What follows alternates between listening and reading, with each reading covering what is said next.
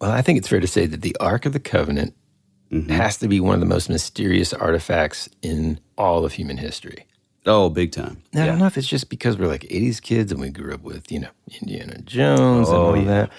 Yep. But, if it had some sort of power, I think we can also, and I think this is basically like the theme of Indiana Jones, that essentially everyone, every government organization, religious organization, they'd be trying to search this thing out here on Earth. I mean, everybody here on Earth would be looking for this thing. If it's truly as powerful as what we believe, then absolutely. And not just everybody here on Earth, but perhaps even those not of this Earth.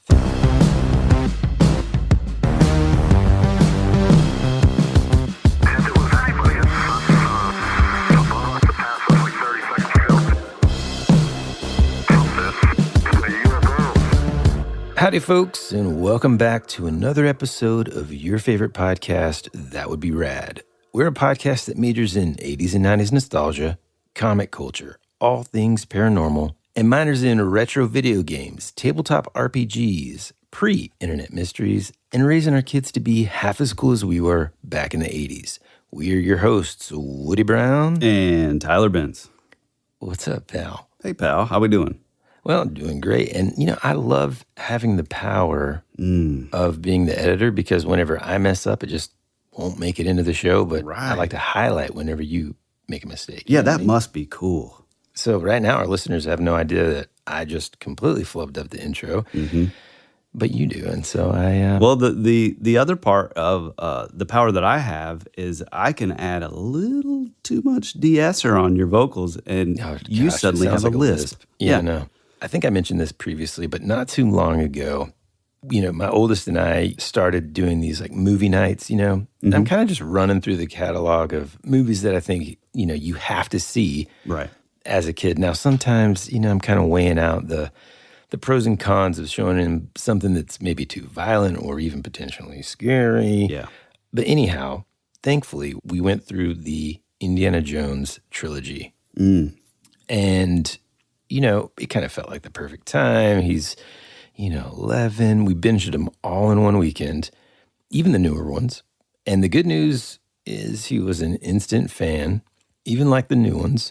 Although I just, that original trilogy is it's just untouchable to me, man. The reason I bring up Indiana Jones in general is, of course, when you start out, you got to watch Raiders of the Lost Ark. And of course, there's some scenes where you gotta kind of close the eyes of the little ones, but it really kind of got me thinking again. Whenever we were kids and we watched these Indiana Jones movies, there was this immediate sort of, I don't know, man, interest that I had about like these ancient artifacts that Indy's going after. And some of them hold like this great power. And just kind of like I was saying earlier, the type of power that world organizations would be after, to become the most powerful.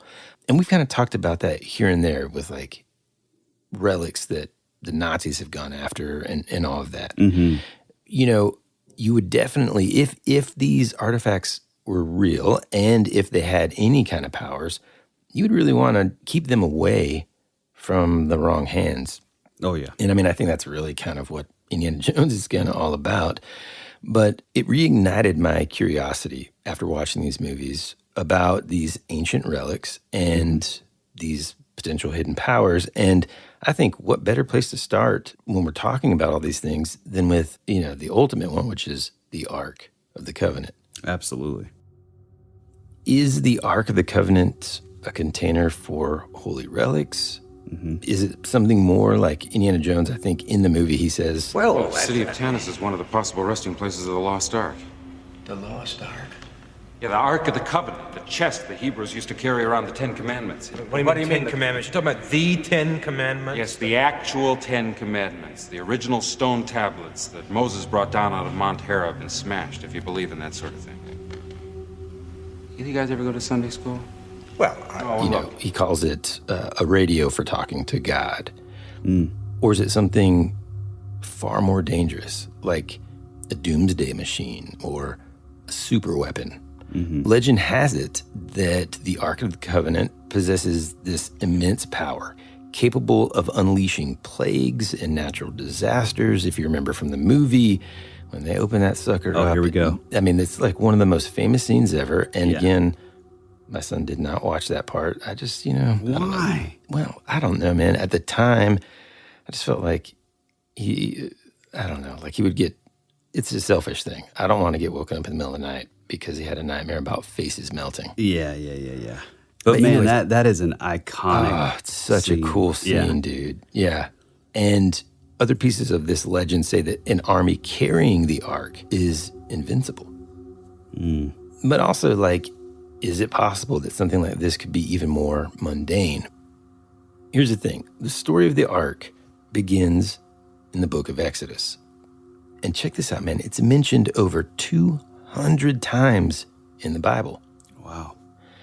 The Israelites carried the ark through the desert on their journey to the Promised Land. Now, according to the legend, the ark would sometimes even soar in the sky, miles ahead of the Israelites, guiding and protecting them from danger. What? Yeah, dude. I didn't even realize this until I started digging in. Yeah, I didn't at all. Like, check this out. It's also said to part rivers, create walls of fire. Yeah. Even taking part in bringing the walls of Jericho down, and could even be known to reduce mountains to dust. Now, if I had an ancient army or like a modern one, 100% would want to have that thing on my side. You know what I mean? Oh, yeah. And I think that it's safe to say the Israelites certainly thought so too. Now, according to the Bible, God summoned Moses to the top of Mount Sinai and gave him 2 stone tablets inscribed with the 10 Commandments. Now, if you're a Mel Brooks fan, you remember that scene where it's like I think it's History of the World, where he's got like, it shows this scene of Moses, right? And he's up on Mount Sinai and he's got like 3 tablets. He comes back down. Hear me! Oh, hear me! All pay heed! The Lord Jehovah, has given unto you these 15, 10 commandments for all to obey. I don't know why, but when I was a kid, I thought that was amazing. Okay. Yeah, that's really funny. So according to the Bible, again, Moses goes up to the top of Mount Sinai. He gets these 2 stone tablets with the ever famous now 10 Commandments inscribed on them. And then these sacred tablets were to be stored in this ark, the Ark of the Covenant. Part of the stuff that I didn't learn when I was a kid was that there were precise instructions for building the ark. Oh, yeah. And I think it's because, like, when I was a kid and you're, like, studying the Bible, man, when you're going through the Old Testament, you're really just kind of paying attention to the highlights. There's a guy called Moses. There's one called Noah. There's a flood, 10 Commandments. You're not really, you're kind of just breezing through the old, how-to manual that's in there. So basically, the instructions are this. They were to make an ark of acacia wood, 2.5 cubits long, 1.5 cubits wide, and 1.5 cubits high.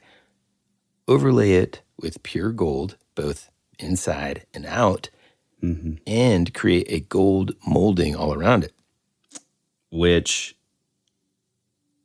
I'll get into that here in a little bit. Well, okay. Well, I can get into it now. Go for it, man. I find that really interesting because one of the things, me as an electric guitar player, and you also, one of the things that I do to all my guitars is I have them He gets an ark of acacia wood. Yeah, I have all my guitars are made out of acacia wood. No, but it's called shielding. And so basically you shield, you take the pick guard off and then you shield that with like a copper, like foil type like paper. So it's like, it sort of is like an anti-conductor. So I find that really interesting that not only the outside was gold, but the inside was the inner sort of lid and interior were covered in gold also because, that stops like signal from coming out.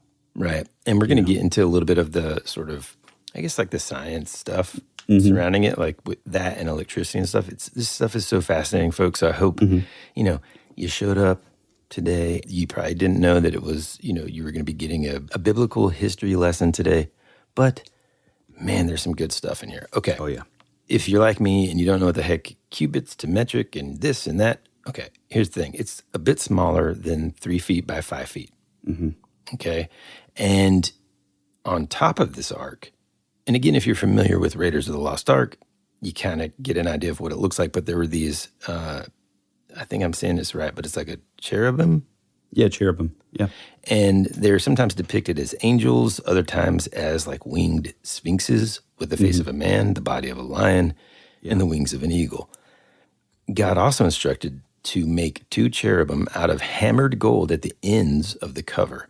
The cherubim should have their wings spread upward, overshadowing the cover, and they should face each other, which, again, is just a really cool design aspect. When you're looking at it, it just makes it look really cool. Because it's happening on both sides, it's symmetrical, and it's just, I don't know. I've always thought it was really cool looking. Well, the thing that is interesting about this, and I have like a fascination with angels, like the cherubim or like the cherubs, they're kind of known for sort of being around the throne of God. And so they're the ones who are the most like intimately close to like, the sort of sacred, sort of holy area that God would be in. So I find that really interesting that, maybe it is representational or of like God being, residing in the ark. But I don't know. That's really interesting, though, isn't it? Yeah, I mean, for sure. It's almost like it's either representing that they are sort of guarding that power, or underneath underneath their like wings, basically inside. Maybe it was to serve as some sort of warning, because basically after the instructions of how to build it and all this also came with the instructions of to put the 10 Commandments inside, the 2 tablets. And check this out, dude. The ark, this gold-covered ark, was said to weigh about 500 pounds, maybe even more. Now, one thing that I also didn't know in terms of how specific the instructions were that were passed down was that there were also specific instructions about how to carry and transport this thing. So it says that they needed to cast 4 golden rings and attach them to its 4 feet with 2 rings on each side. Then make poles of acacia wood and overlay them with gold. Insert the poles into the rings on the sides of the ark for carrying. He also wanted the ark to be carried by 4 priests from the tribe of Levi. And, I mean, I can't imagine only 4 people lugging around 500 pounds. Yeah, I didn't realize it was that heavy. That's kind of wild. Yeah, I mean, and also when you think about, for me anyway, when I think about seeing paintings or depictions of this, I feel like these dudes have it like up on their shoulders. Like the poles are up on their shoulders, and that's how they're carrying it. But I mean, even that, man, 500 pounds, that's like, and plus just like sort of carrying it through. These guys just waking up doing CrossFit every day, and then, you know what I mean? Seriously, dude. I mean, I get winded wearing a backpack. Exactly. All right. Here's the other piece that's interesting, and again, perfectly depicted in Raiders of the Lost Ark. It was extremely dangerous. It had to be kept at a safe distance from where the Israelites camped, technically about 2,000 cubits, which is about a half mile away. Anyone who touched it would be killed instantly. And that's if they were lucky. If not, apparently they would die in agony. Yeah. When you start digging into the ark's description in the Bible, the materials, the look, the sounds, how it took people out, it doesn't necessarily scream paranormal or supernatural. To me, it feels more like something like an ancient high-tech weapon. Honestly, it also just immediately seems like a heavy dose of radiation. Yeah. Well, and doesn't it even describe like some of the side effects that actually almost it like goes side by side with like radiation poisoning? Yeah. So some of the descriptions of people getting hurt by it, which I'll talk about in a little bit, 100%, it's pretty synonymous with, electrocution or radiation poisoning or all kinds of things. After these messages images will be right back. This is Amy Poehler. My new movie, Disney and Pixar's Inside Out 2, is coming to theaters June 14th, and it's making me feel joy and sadness and anger, definitely some disgust, and I think a little fear. But I'm also feeling these new emotions like anxiety, embarrassment, envy, and ennui. It's what you call the boredom. Okay, that one was weird. It's gonna be the feel everything movie of the summer. Disney and Pixar's Inside Out 2, rated PG, parental guidance suggested. Only in theaters June 14th. Get tickets now.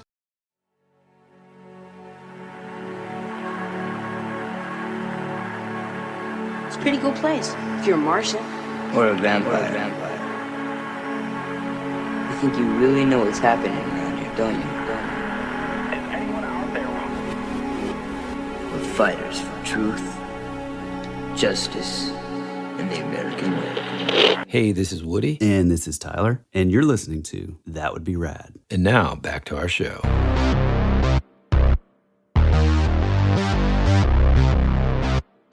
Whether or not it's, and it's this idea, just like with the pyramids and all these ancient civilizations, where was this a piece of ancient technology? To me, that's equally as interesting as, well, maybe not equally as interesting, but it's certainly interesting, pretty close to it being some sort of divine power.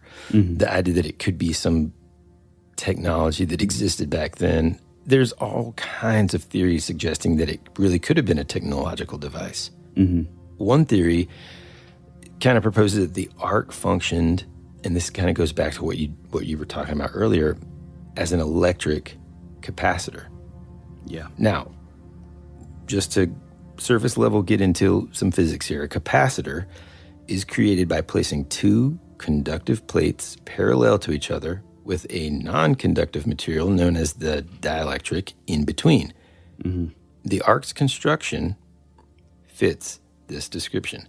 A box covered with gold on both the inside and outside, gold being a great conductor of electricity, and the acacia wood sandwiched between the gold layers would act as that dielectric, which makes it kind of plausible that the ark could store and discharge electricity. Mm-hmm.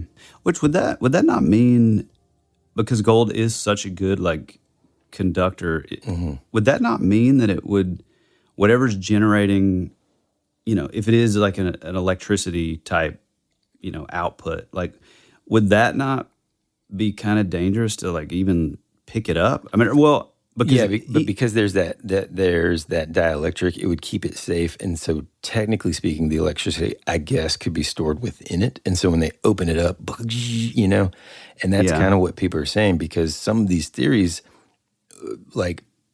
say that the ark was capable of generating lightning or electric shocks, which the ancient people might have interpreted as the power of God. For instance, there's this story in the Bible about this priest named Uzzah, mm-hmm. who was one of the guys carrying the ark. So we already know a couple things about him. Strong, healthy. Oh, yeah, very strong. Able-bodied. Mm-hmm. And when the ark, it was about to topple, okay? And Uzzah reached out to steady it and was instantly killed. Wow. Now, poor guy, man. I mean, it is interesting to look at it through a modern lens, because clearly that would be a divine thing. They would have had no idea about, conductivity and current and all that kind of stuff. And so the idea of someone just touching something and being electrocuted, that would be oh, God smote him down, Mm-hmm. It would be, there would be no other way to view it other than outside of God doing this. Right. Yeah. And it's again, this is one of those topics where throughout, when we're talking about different theories and ideas and stuff, mm-hmm. I definitely don't want to come across as disrespectful or sacrilegious, in terms of this relic and the importance of it and all this. Mm-hmm. But yes, viewing it through the lens of somebody way back then, where there's not really just technology all over the place, any sort of technological advance would certainly be viewed as, some sort of power of a divine. Yeah, exactly. Yeah. And another theory suggested the ark was maybe a communication device for speaking with God. The Bible mentions that there I will meet with thee and I will speak with thee from above the ark cover, from between the two cherubim which are upon the ark of testimony. Kind of hinting at the thought that the ark was some sort of divine transmitter facilitating communication between God and the Israelites. Remember, even again, Indiana Jones, it's interesting because if you look at it from a non-Christian or, in this case also Jewish viewpoint, and you just think about it in terms of, it kind of goes back to that sort of touches a little on the simulation theory. If there was some sort of, let's just say, programmer, right? And in a sense, they had the ability to sort of be like, look, I think it's about time to introduce XYZ technology. Hey, Moses, this is how you build it. It needs to be this big. It needs to have that, It's kind of hard for me not to think about it through that. Now, well, and also not to cut you off, but it and again, like what he said, I just want to sort of say this again, that there's no disrespect at all. I mean, we're just talking about stuff. We're just looking at it through the lens of two best friends that are excited to look at it with a sort of a paranormal or supernatural, if you will. I heard the great Michael Heiser, rest in peace. He recently passed away, but he's a theological genius. And I've heard him say that, the Bible is the handbook to the supernatural. And I feel like we've kind of pushed that down a little, in the modern era of oh, well, that was just this. Everything is sort of explained away by, modernity and oh, that wasn't supernatural. That was because of this, or that wasn't because of this. And so to us, this stuff it is fascinating, and it is really cool to look at it in those sort of supernatural, to look at it through a supernatural lens. And so I just think that, I think it's really cool. Now, one question that I do have is, and I've never thought of this. I don't know why I've never thought of this, but is the, quote unquote, power or would that be coming from the tablets of the the Ten Commandments? Yeah, I mean, or is it the ark itself, the box itself? Yeah, I mean, it's kind of like a guessing game, right? Because we can't really test any of the theories, really. But so I don't know the answer to that definitively. But I mean, that's a great idea. Maybe that's because didn't. Man, here we go. This is going to show my biblical knowledge outside of specific research. How did the plates get inscribed? Wasn't it by fill in the blank there? Finger of God. Didn't God etch it into the plates, or was it that Moses just etched them because that's what God told him to do? Yeah, it just said the Ten Commandments are a collection of laws given by God to Moses on 2 stone tablets atop Mount Sinai in present-day Egypt. Yeah, God called Moses to come alone to the top of Mount Sinai to an intermediary or mediator between God and his people. As an intermediary or mediator, The Lord came down on Mount Sinai to the top of the mountain, and the Lord called Moses to the top of the mountain. And Moses went up. God came down to the... How many times are we going to say to the top of the mountain? Called Moses, and Moses had to go up to meet him. There, God gave Moses the Ten Commandments as the stipulations of the covenant, promise-based relationship God was creating with his people, the people of Israel. So I don't think it's super... Okay. I think they were just given to him. If he is given these, maybe he doesn't witness them being sort of etched or whatever. For some reason, I thought he did. I don't know why. But let's say he's just got them. Well, dude, imagine to me, if you're God and you're capable of creating everything, anything that you just hand over, there's probably going to be a lot of residue. We haven't used that word in a long time. Yeah. A lot of residue there for that power. And that's why, and maybe that's because it held so much power that you got to put it in this thing. Otherwise, all heck's going to break loose. Yeah. I agree with that. It's the only worthy container. Right. And it's so powerful like you said, just the residue of something that was like physically, well, I don't know if physically is the right word, but something that was like, hand touched by God himself, the creator of all the cosmos and all the universe. And just that like residue was enough to be dangerous, destroy us and our little feeble bodies, and it kind of goes back to what we talked about. I think it was last week when we talked about there's still this sort of rule set. And again, this can sound disrespectful. I don't mean it to. But there's this rule set that even God apparently has to follow, Like otherwise it would just be like, here's some tablets. I'm going to touch it. Safe. Oh, you know what? That's what I was going to say. That's what I was going to say before. And I totally lost it when I went on my whole like diatribe of, we didn't want to offend anybody. Yeah. Well, the whole reason I was getting into that is in the past, me specifically, I've brought up this idea that even the Son of God, even Jesus, when he would perform miracles, in a way, he was sort of still abiding by this sort of, if you look at it as like a computer, this like code that was written for us to live on the planet. If you look at it as like simulation theory. And so, to make the blind man see, he would like spit and make mud and then put the mud in the guy's eyes. So in this way, there's almost like this is not to sound too... You see what I'm saying? It sounds like it's hard not to sound like sacrilegious or blasphemous even, Yeah, and we're not saying that. And I'm not saying this in like a type of sort of occult or esoteric type of way, but I do think that there is somewhat of an alchemical reaction that is taking place to sort of bypass this world's code and sort of like create like a what am I trying to say here? To sort of change the coding, almost like in the Matrix, it's like reprogram it. Yeah, like being able to like hack the program. It's like a process or a type of ritual. And so with this, it's like there's like so much like power, but to be able to store it, you have to do all these like certain like little things to allow like something that was in the presence of God even like, exist on this plane of existence. Well, and another thing that I thought of as you were saying, a couple things actually. Number one, we are given this story of him performing these miracles.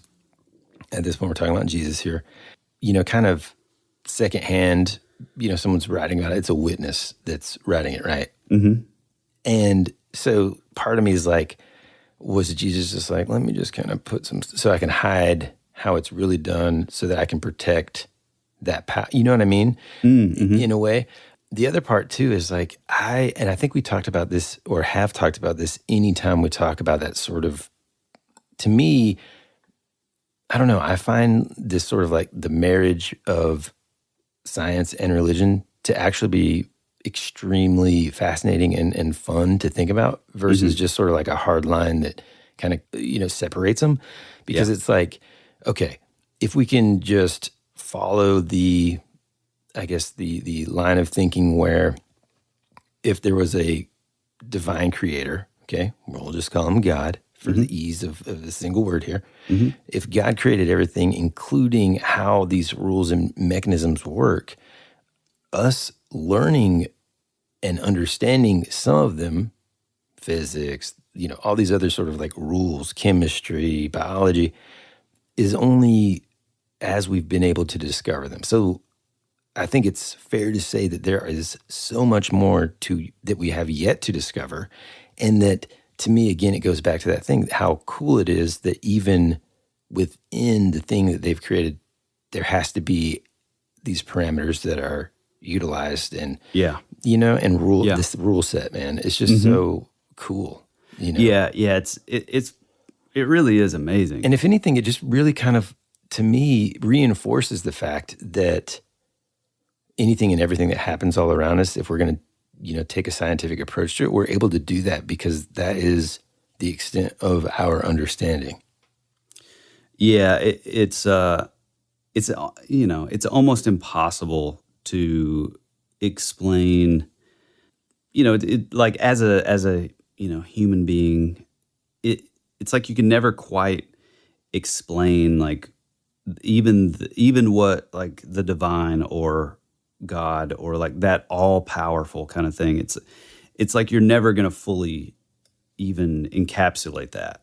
Yeah. You know what I mean? So it's like, I mean, we can try, and I mean, even now we're sort of offering ideas that are like fun and these possibilities of like, oh man, maybe like, yes, that was a divine thing, a divine offering for God that was representative of the, these laws that were sort of like hand delivered to Moses.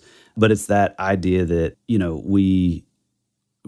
we're so small compared to like this such big being, Yeah. Which is cool. Oh, and yeah, I mean, for sure, man. Like it's difficult for our human brain to even wrap around the idea of something like eternity. Mm-hmm. You know what I mean? Yeah. Anyway, and real quick, just before you continue, again, this is like a fun thing. So the idea that like, oh, well, yes, it's a divine thing. Like the effects are, it's a physical sort of manifestation of God on the planet. But the fun part is trying to be like, oh, well, yeah, that is true. But is that the same thing as like radiation here on like Earth? Or is that the same thing as, electricity or conductivity and, like the Ark of the Covenant? Like, is that like an electrical arc? Like, well, also, let me dive into this because we just barely touched on it before we went down this rabbit trail of how cool it all is. Let's talk about it being a radio. Because this is really cool. A while back, we talked about the cherubim on top, right? And the way that they are positioned and how the wings are, instructed to be pointed upward and toward each other. So some people think that they might have worked as antennas. So you've got this large surface area to convert electrical energy into radio waves. The gold coating on the ark would have made those transmissions more efficient. There's even a theory suggesting that the ark used nuclear power containing radioactive materials like uranium, which was known to exist in the region. But again, like, I guess, and again, I cannot believe, like, as a believer, that I've never thought of this my entire life. Is this, because I've heard this conspiracy theory for, years and years. Like, I think my Uncle Stuart, who is one of the greatest and smartest men in my life, he was, in the, like... If you say it, I'm going to tell you that we need to make a T-shirt called My Uncle Stuart Was a Green Beret. He was a Green Beret, Special Forces, like, done so many tours of duty over there. And he told me about this years ago. But it's just so odd to me that just now I'm wondering, okay, we're like all this power, like I understand that it was sort of like, I guess I'd always sort of been taught that it was more of like a representation. But if this like sort of true power, is it coming from the Ark or just the Ten Commandments? Just wait, man.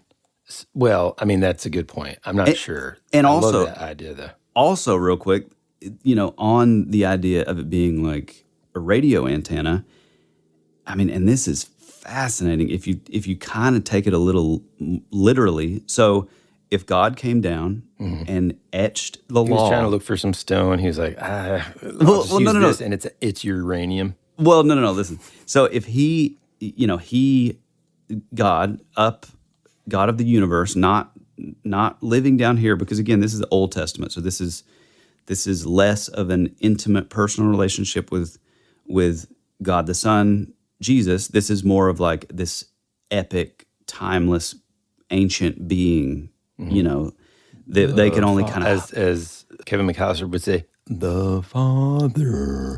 Yeah. But I like the idea that, okay, so God delivered these tablets, let's say like from heaven. Are those cherubim on the top? Like, are those antenna? And does that antenna work?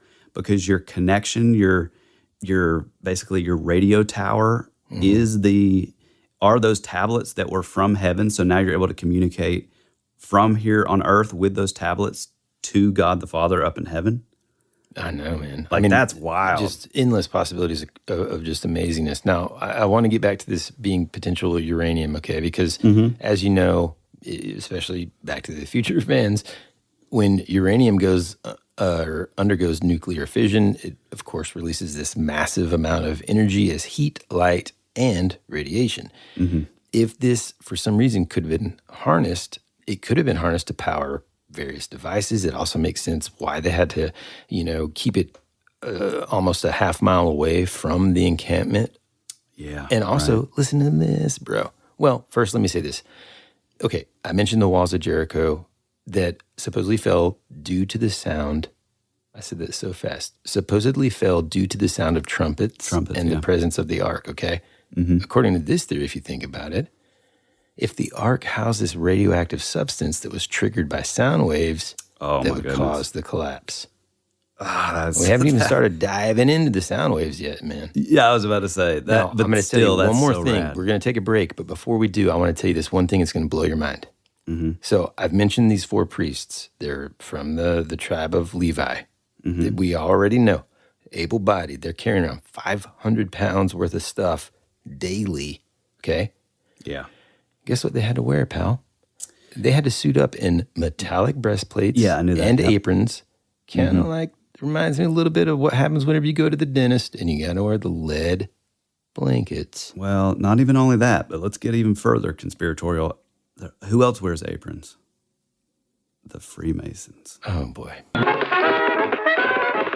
We will return after these messages. America's future can be determined by our dreams and our visions. It was very intense, bright light. For over 200 years, there have been reports of giant man-like creatures. From another dimension, another world, I don't know. The most intriguing mystery on the North American continent. This is Joshua Cutchin, and you're at my home for weirdness. That would be rad.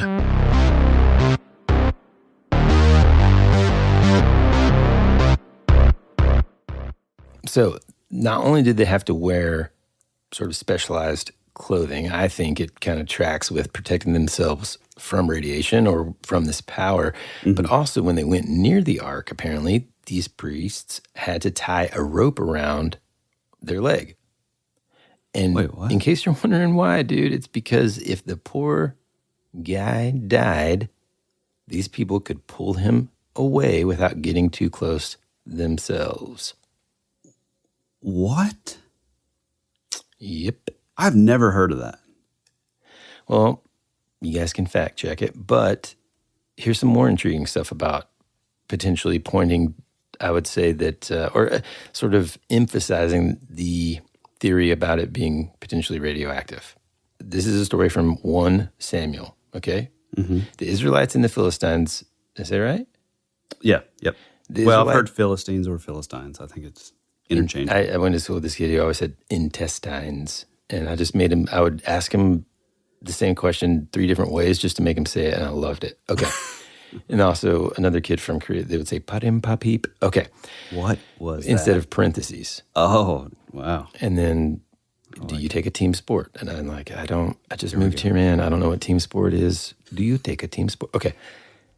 So the Israelites and the Philistines were in this intense battle, and the Israelites, thinking that the ark would ensure their victory, brought it to the fight. I mean, who can blame them, right? Yeah, dude. Here's the thing.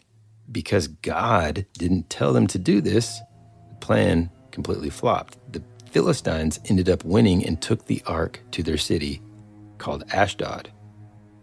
Now, if it's not crazy enough, just hold on to your seat here. Once the ark arrived in Ashdod, people started breaking out in painful tumors. Yep, there it is. The Bible mentions that the hand of the Lord was heavy on the city, causing these tumors to spread. It kind of sounds like radiation burns, man. Yeah, that's what I was referring to earlier. Yeah. And didn't it also cause like their hair to fall out? Well, I think they started displaying symptoms of what I would consider radiation poisoning. Okay, of course, the Philistines freaked out, thinking that the ark was now, instead of it being sort of this beloved, maybe even blessed object of great power, they're like, man, this thing is cursed. And so they shuffled it off to another city called Goth. Guess what? Dude, the tumors and sickness didn't stop, so they tried their luck in Ekron. Same thing, tumors everywhere. Finally, they're like, forget this. We have to send the ark back to the Israelites. I guess at this point, they kind of shifted their battle strategy, and they're like, this will get them. Yeah. All right. As the ark was on the move, it was housed in this portable sanctuary called the tabernacle. Sort of fancy tent made of woven fabrics and gold, and it was always kind of kept under wraps. Because, again, it was too risky to lay eyes on. And in a way, this also kind of reminds me, dude, of a little bit back into like the Adam and Eve times, right? So there's this thing, whether it's the forbidden fruit, something like that. There's something in human nature that we all have anytime, even as a little kid, but I would say even as adults, anytime someone says, hey, look, don't touch this. Well, what's going to happen, dude? Don't open this lid. Well, let me just take a quick peek. You know what I mean? Yeah. And that's kind of what this sort of reminds me of. Anyhow. I mean, it's kind of like, now that we're talking about the Bible, like Lot and Lot's wife, they were basically told to like leave the city and not look back. Right. And she looked back and turns into a pillar of salt. And next thing you know, this guy's, single and ready to mingle. Race, yeah. Yeah. So here we were. The ark's been shuffled around. The Philistines had it. Everybody's got sores and tumors, and their hair's, they're just dying, basically, a slow agony. And they've shuffled it around. Finally, when the ark came back from the Philistines, these, just like we were just talking about, these guys that just couldn't fight off the temptation, gave it a quick peek. Uh-oh. And I say guys, and I should have said like a crowd, because 70 people got zapped. What? Immediately. Man, that is so crazy, dude. I mean, although I will say, boy, it did. I knew the Philistines had it, but I didn't realize that it sort of exchanged hands so many times. But, it's kind of like a Trojan horse, really, of a weapon. Yeah, no. It really is like a Trojan horse. But I think what it is... Trojan whore. Trojan... I do think it's just like that, a Trojan horse. I can't even say it, dude. But I don't think it's on purpose. I think that, again, it's just unbridled power that, boy, you just don't really, want that to be unleashed. And honestly, if Indiana says don't look, hey, guess what, man? You don't look. You keep your eyes closed. So after that, the Israelites kind of had a little bit of a chill period. The ark still stayed a big deal, almost like a symbol of their covenant with God and their faith. But they eventually moved it to Jerusalem, built a temple, stuck the ark in the Holy of Holies, this super sacred inner chamber. Yeah, Solomon's temple, right? That's where it hung out for over 300 years. And then suddenly, poof, its location, it is just complete mystery. It vanished. Yeah, the Ark of the Covenant was placed in the very center of Solomon's temple in the Holy of Holies. Yeah. Kind of fast forward the 300 years, whatever, it's 587 BC. There's been this brutal 30-month siege. And Jerusalem's just getting wrecked by the Babylonian army. Babylonians, for those of you that don't know, were kind of known to be just like these ruthless warriors. Like they would just go in, they would just destroy stuff, loot everything they could, kind of like y'all's D&D adventure party. Oh boy. And to hear more about that, to the wind, head on over to Patreon. Yeah, we're going to get deep into what happened in our last D&D session. It's insane. Crazy. But it'll be over on the Patreon. And if you're not a nerd, just stay over here. Yeah.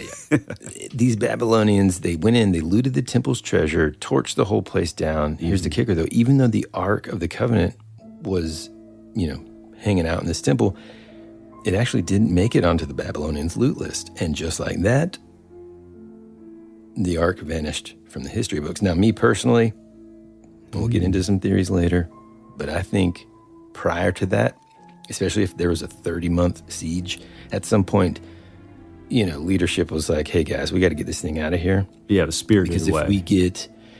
if we get beaten, taken over, this is too powerful for anyone else to have, and even if they open it around us, we could all be killed. So, well, real quick though, I do have some, and I don't know if you're going to touch on this eventually, but one of the things about the Israelites were when they were traveling in the day, it was said that they were kind of guided by these like pillars of smoke. Mm-hmm.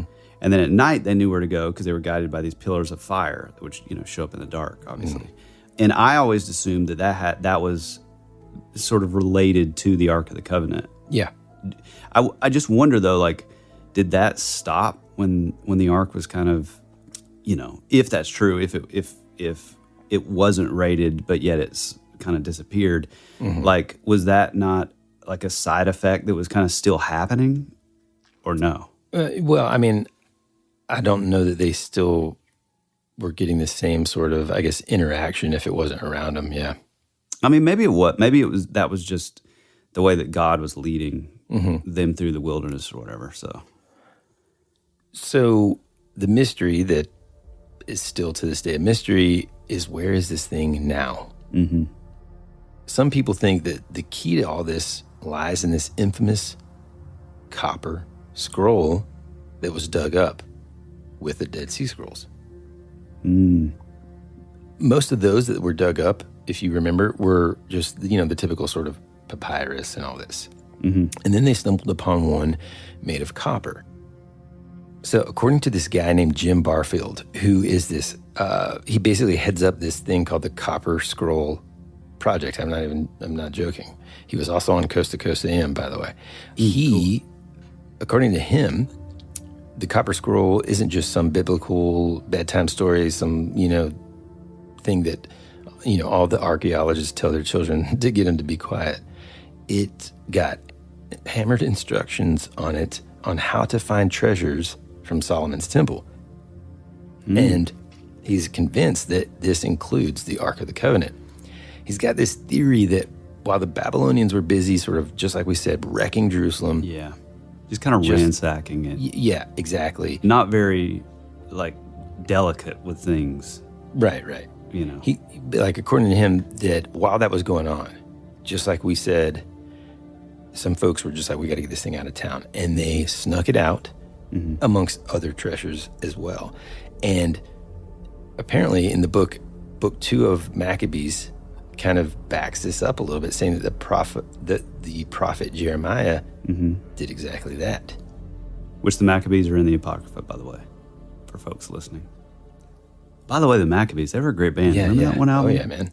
Underneath the Temple Mount. What is that talking about? Is that talking about So the Temple Mount King was Solomon's temple? Yeah, so that's where they're talking about, like, the temple. It was Solomon's temple, and it was the Ark was placed in what was called like the Holy of Holies, which was like the most sort of holy place or area within the whole temple. Mm-hmm. So it would have been like in a bank, like, the safe.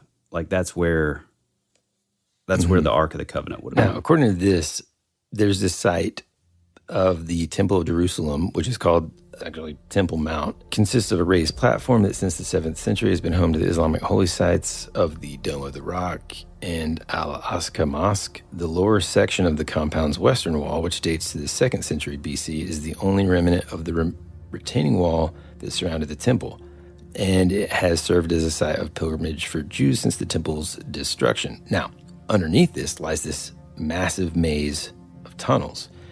For so long, people searched and searched, of course, but no one ever found an escape route from the temple until 2007, that is. Wow. This brand new tunnel was discovered, stretching all the way from the Temple Mount to the Kidron Valley, which is outside of the city. Now, from Kidron, it is 100% feasible that the Ark could have been hauled off to a little town called, and I'm going to mispronounce this, but I think it's Qumran. Mm-hmm. Okay. Well, how do you say it again? Qumran. Qumran just happens to be where they stumbled upon, you guessed it, Frank Stallone. I'm just kidding. The Dead Sea Scrolls. Oh, yeah. And the copper scroll. That little, sneaky little pup that has on this copper scroll, it's got like a bunch of different, it lists like 64 different spots in and around Qumran where treasures might have been stashed. Well, one of the places describes this thing called like steps east, 40 cubits, blah, blah, blah. And buried under those steps were over 1,000 pounds of silver. And this is all according to the copper scroll. Well, Mr. Jim Barfield found those steps. He also found there's this other spot that describes a well and a courtyard, and underneath that courtyard, 33 tons of polished gold. He also found the courtyard. When he came back with a metal detector, near those spots, the detector started going nuts, dude. Now imagine you and Amelia go out there, or you and your kids go out there, you've got this metal detector, and it just starts going nuts. But guess what, dude? Permission to excavate, permission to investigate further, to dig, do anything like that? Not happening. Denied. Yeah, every time. So he's been denied over and over and over again the ability to get in there. So he's convinced that there's this third spot with potentially even more treasure and including the Ark. Using those first two spots as guides, this guy's like a real-life Indiana Jones. He drew this line straight to this sealed cave in a nearby hill. And when he tested the cave entrance, the results came back man-made mortar from the right time period. Are you kidding? When he took his metal detector there to that sealed cave, it again went berserk. We'll return after these messages.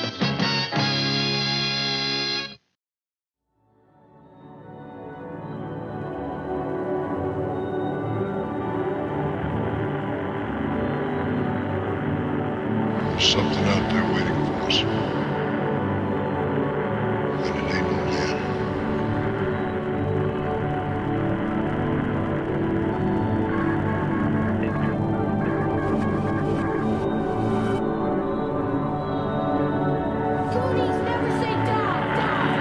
Hey, this is Bryce Johnson from the Bigfoot Collectors Club, and you're listening to Tyler and Woody on That Would Be Rad, because that is rad.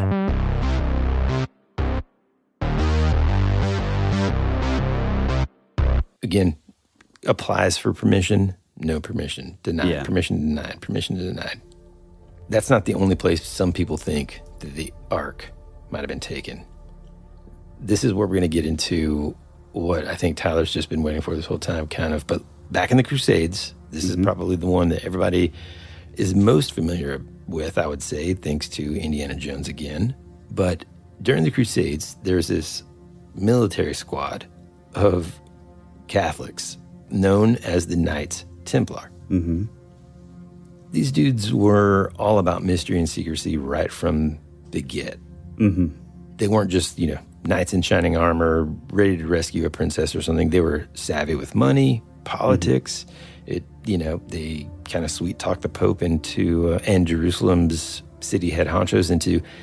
Well, that's basically where the credit system came from. From the Knights Templar? Yeah, basically because people were, these like trade routes, people were being taken over by looted by like bandits and stuff. So, at that time you're having to carry all of your earthly possessions with you as you travel. And then if you get, hit up by some bandits, it's all gone. And so they basically created like a banking system so that like a type of credit, so you didn't have to like carry all of your money, on your person. Yeah. And also, yes, I do love the Knights Templar stuff, but we did just go kind of gloss over one aspect that I've always found fascinating. And there's this book that is, it's not accepted as an inspired work, to be in the Bible, but it's called the Testament of Solomon. And it was found, I can't remember if it was like found in the Dead Sea Scrolls. I know it's one of the books that fall in line with the Apocrypha or apocryphal writings. But basically in the Testament of Solomon, it's kind of fascinating because it tells of this story where Solomon was basically having his temple built, and There's something about like one of the workers was like demonically like oppressed or like possessed or something. Mm-hmm. And he was basically given this like quote unquote like magical ring by the angel Michael. Mm. And, you know, some of the urban legend is that it had like, you know, on the ring, which is like now referred to as like the seal of Solomon, was like what we would think of as like like the Star of David. Again, I think that's totally speculation, but basically with this ring, he was able to manipulate or control like almost 200 demons to build the temple. So supposedly the Solomon's temple was built by basically demons that were kind of slaves to Solomon and this magic ring. So yeah. Wow.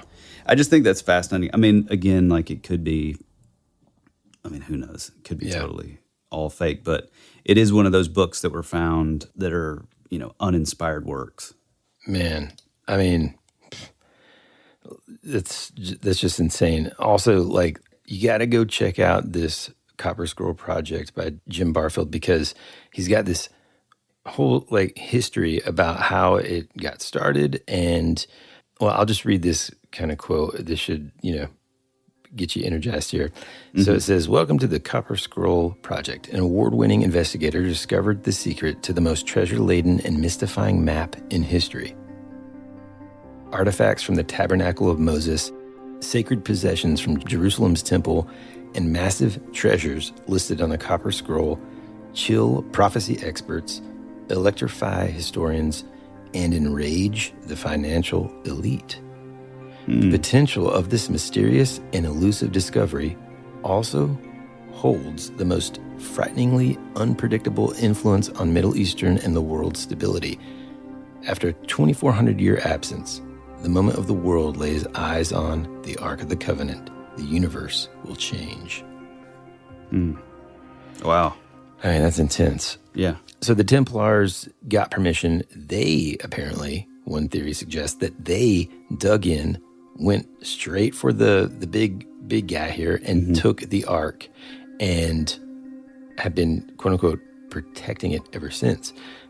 Now, fast forward to the 14th century, and the Templars kind of lost a bit of their military, you know, power and might, but they were still kind of, like you said before, because of that whole credit system, they had tons of money in their bank, okay? Yeah. King Philip of France owed them huge, and so he got a little antsy and convinced the Pope to go after the Templars.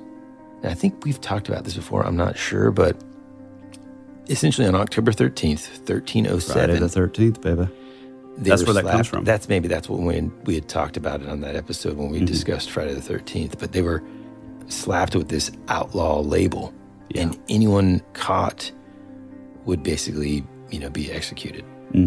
So the Templars relocated the Ark again. This time, supposedly, they went to Scotland, and they buddied up with old King Robert the Bruce. And since he had a little bit of a bone to pick with the Catholic Church, he welcomed them with open arms. They kind of cooked up this plan to keep the Ark safe, and they decided that the Roslyn Chapel would be the place for it.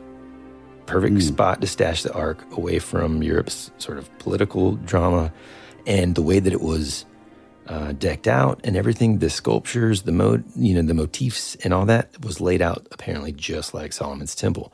But now cut to World War II. The Nazis, as we know, and I'm sure we're going to get into on another episode, were extremely obsessed with a lot of things, but one of them being religious relics to try to harness their powers. Everything from the Spear of Destiny, the Holy Grail, the Shroud of Turin, you name it. Oh, yeah. And of course, the Ark. After they conquered France, the Nazis went, you know, ballistic, full-on archaeology mode, and just kind of stole everything they could from the Chartres Cathedral and other hotspots. But when France fell, President Roosevelt apparently swooped in and got all the goods he could and whatever was at Roslyn Chapel. So there's the theory that, hey, it's here. I mean, I don't know if you're going to get into this, but the reason that I know about Roslyn Chapel is there's a lot of, and I'll say possible, ties to the Oak Island stuff. Mm-hmm. Yep. You're getting into that? A little. It's just some of the Templar like symbolism that they find on the island is like directly related to some of the symbols that were identical at the Roslyn Chapel. Well, I think maybe that plays into this theory, which kind of talks about how after its stint in Scotland, the Ark then supposedly made its way across the pond to Nova Scotia. More specifically, Oak Island. And now, Tyler has been trying to get me for years to start watching it. The Curse of Oak Island, or whatever the show. Mm-hmm. I think it's absolutely fascinating. And it is, but like, could I get like a sum up episode for all the small amounts of things that have happened over 10 seasons or whatever? Well, the thing that's tough about the show is it's hard because like us in like modern times, like our attention spans are so small and we're very much like, you know, we need that like instant gratification or that instant like whatever. And it is a very sort of slow burn, you know, but like over the course of like 10 seasons, the amount of things that they've like, you know, uncovered or like some like possible artifacts and this and like, it's wild, dude. Like they're finding stuff that links to like pirates, to like Spanish, like it gets crazy, to like the Knights Templar, to like possible even like Shakespeare manuscripts, to like it goes all over the place. And I mean, if I'm being honest, I do kind of like the idea that because we do, well, I wouldn't say we know this for a fact, but we do have a strong possibility or in history that like this, like the Ark of the Covenant has been kind of, you know, passed around. It's been like in hiding and like being kept like secret in all these different kind of places. And so I do kind of like the idea that it was the thing that was brought over to the, you know, quote unquote, like New World, I guess, and hidden on this like totally random island, you know. And that's the thing too about Oak Island that's like kind of fascinating. Even if you don't believe any of the speculation or it came from this or it came from this, there's still this like whole deal where like somebody dug, you know, we're talking like, I think they've gone back like to like pre-1600s, I guess. But someone, for some odd reason, had something that was so important that they buried like 200 feet down. And again, we're looking at like pre-1600s that they were doing this. And there's all these weird like little, you know, like traps or like fail safes or like little markers. So it's whatever it was very, very, very intentional and very important for them to like go through all that work to bury it at that depth, you know, back then. So I don't know. I think, I mean, heck, who knows? Like maybe it is true. And I mean, there's other theories too, like, you know, of course, Rome, right? The Vatican apparently has its own treasure trove. Who knows, right? Oh, if it's significant enough, maybe, you know, they went after it long before all this. And another thing about it all is a lot of these potential areas could all be misdirects. Right. You know? Yeah. I mean, there's everything from even Mount Nebo, I think, in Jordan. There's a theory about how beneath the hill of Tara in Ireland, some people say maybe even beneath the Sphinx in Egypt. I've heard that. Like the right paw or something. So that's an interesting one because that was actually predicted by the sleeping prophet himself, Edgar Cayce, in one of his sort of, you know, sleep visions or whatever, where he said that it was like hidden under the right paw of the Sphinx. Man, which is pretty crazy. That is pretty cool. Yeah. Also, there's some other theories that it's in Ethiopia, that the Queen of Sheba herself lugged it all the way from Jerusalem. Right now, there's the Church of Our Lady Mary of Zion in Axum apparently claims to be the current keeper of the Ark. Yeah, the Ethiopian one is pretty fascinating because that's where we get like what is considered now as, or just referred to as the Ethiopian Bible, where I think it's the oldest iteration of the Bible that includes like a lot of the Dead Sea stuff. Maybe not the Dead Sea Scrolls, but it does include like, I think the first book of Enoch and some of the other apocryphal writings. And I think it's the oldest possible one that was found in Ethiopia. What's crazy about Ethiopia also is that even as recent as just a couple of years ago, there was this pretty massive conflict over there. And apparently, so according to the folks there, the priests over in Axum or whatever swear up and down that the ark's safe and sound, but all the locals there kind of claim that it was swiped during these conflicts. Another more modern thing that I kind of alluded to earlier when I talked about, something of this insane amount of power would be sought out by world governments, everybody here on Earth, but also potentially people of other, I don't know, like not of this Earth, other, I don't know if you want interdimensional, intergalactic, whatever it is. Something interesting, dude. Back in 2011, there was this UFO that was spotted hovering right over the Dome of the Rock on the Temple Mount that we had talked about just a minute ago. If you've seen this footage, it's insane. Yeah. Basically, it's this blinding flash of light that just kind of like is sitting above this area, and then almost as if it's sort of just like scanning for the material, and then it just boom, shoots straight up and vanishes into the night sky. Yeah, it's fascinating. I mean, I think a lot of skeptics have kind of like, they just like, debunked. That one in particular?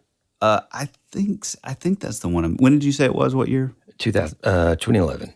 2011. Yeah, I think that's the one that I'm thinking of. Yeah. Where it's like it literally like right at the top of the Dome of the Rock, it just shoots straight up.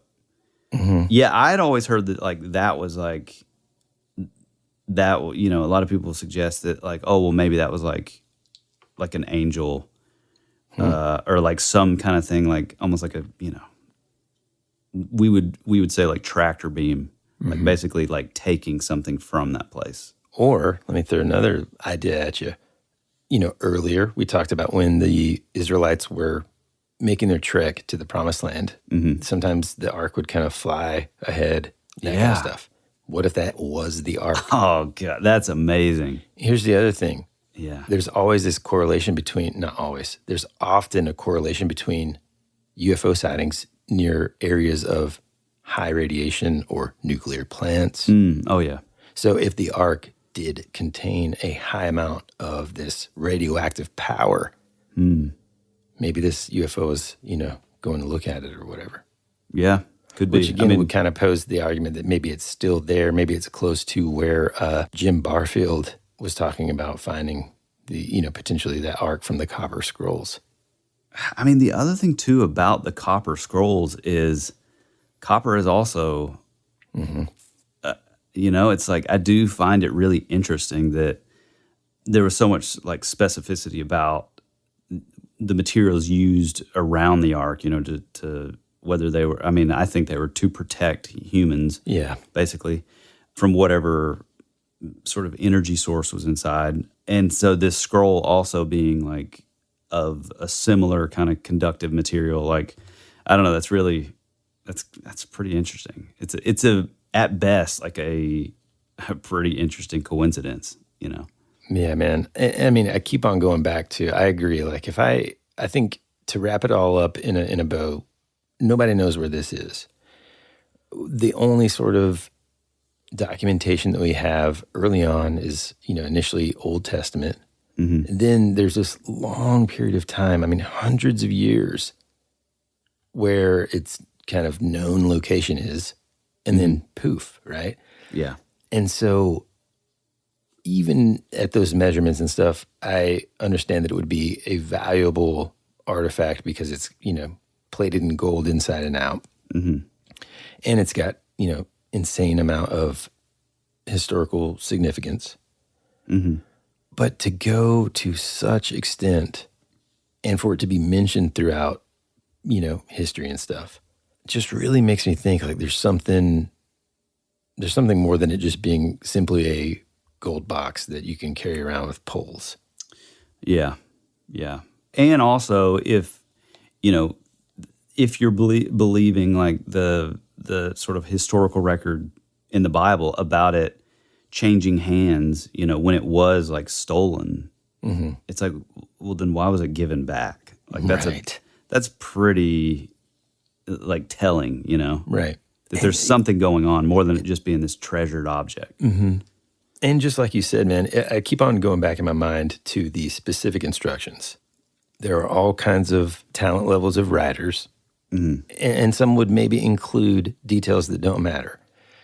To me, however, when those details are shared, there's like a reason for that, I feel like, and if it's so specific, I don't know, man. I go back to this idea that it's housing something of this extreme power that needs to be sort of just contained, I think is the best way I can put it. In any case, so much of this stuff I had no idea about. Even the Copper Scroll Project I had no idea about before I started digging into this. No. And it's like I have a renewed interest in maybe watching some Oak Island stuff.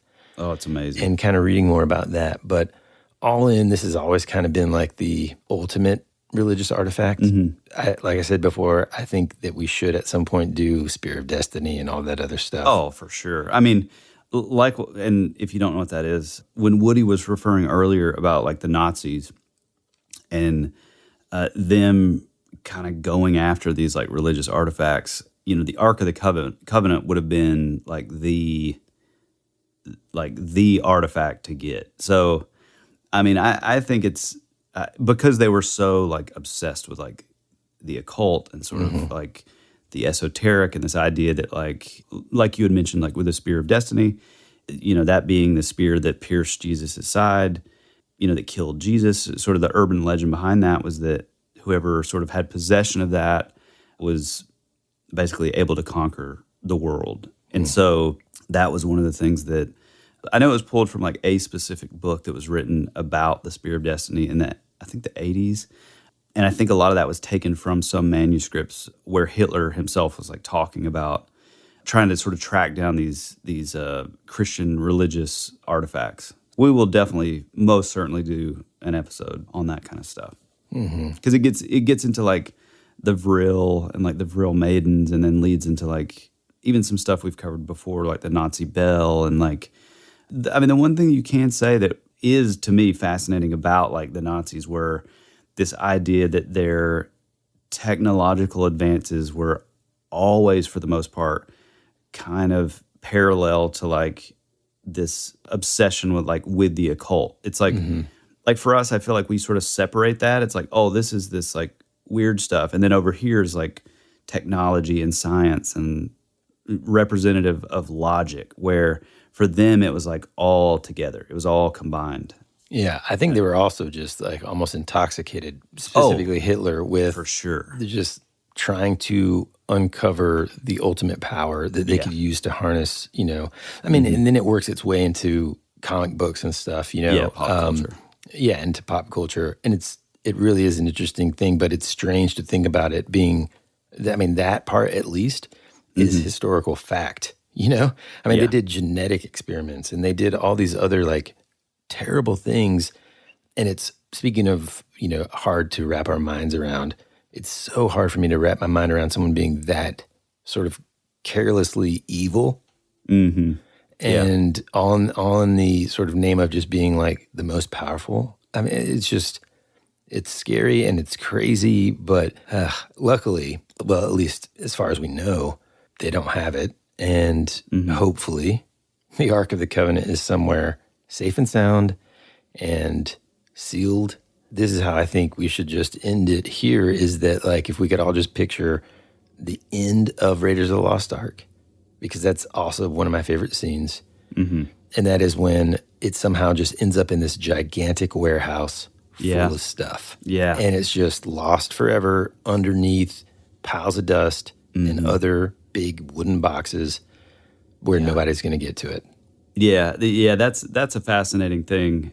And I mean, like that idea goes goes along with so many things that we've brought up in the past. And like, I think being kids in the 80s, it has a lot to do with that. You know, the idea of like the Smithsonian coming out so often, you know, in the like early 20th century to like all these sites, whether it was like, you know, bones of like giants or all these sort of historical things, you know, all of the Egyptian looking artifacts that were found like supposedly in the Grand Canyon.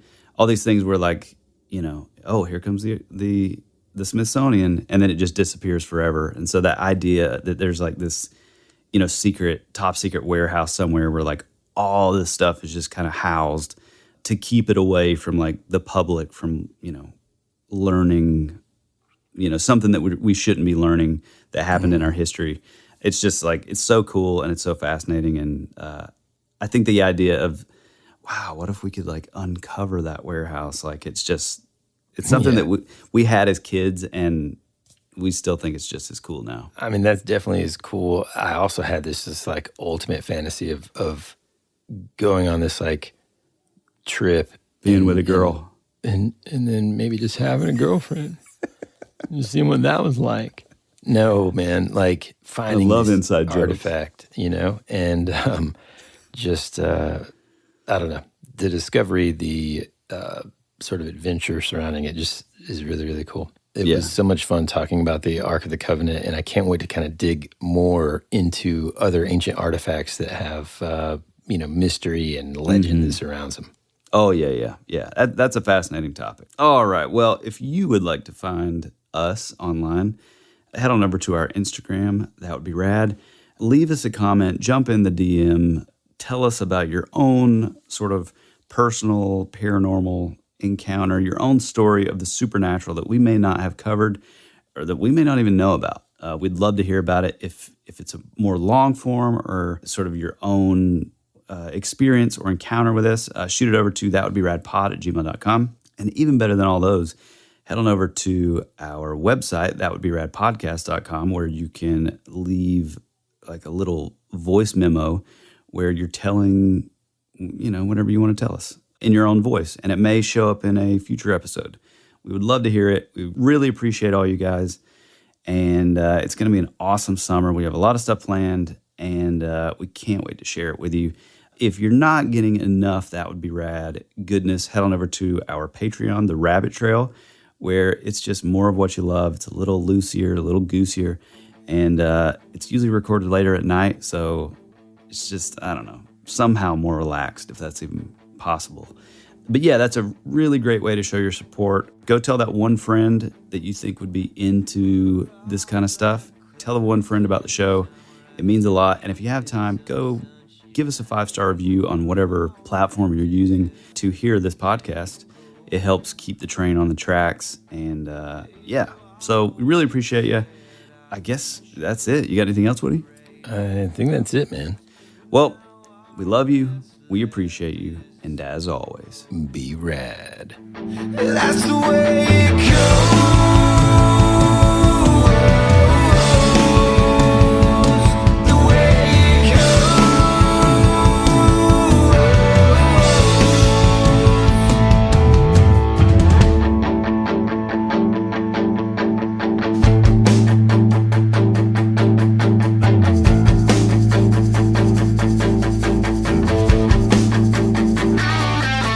You're my favorite song on the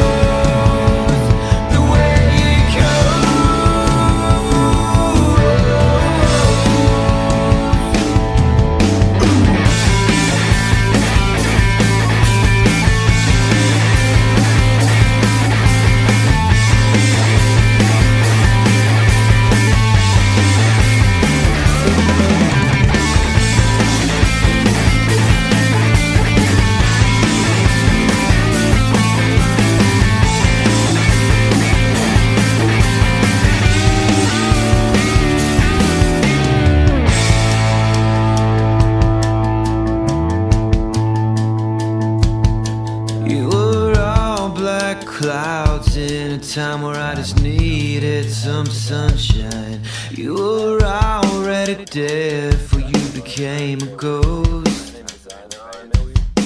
You always said our future would be a parade of flowers, but now all that's left is a single rose.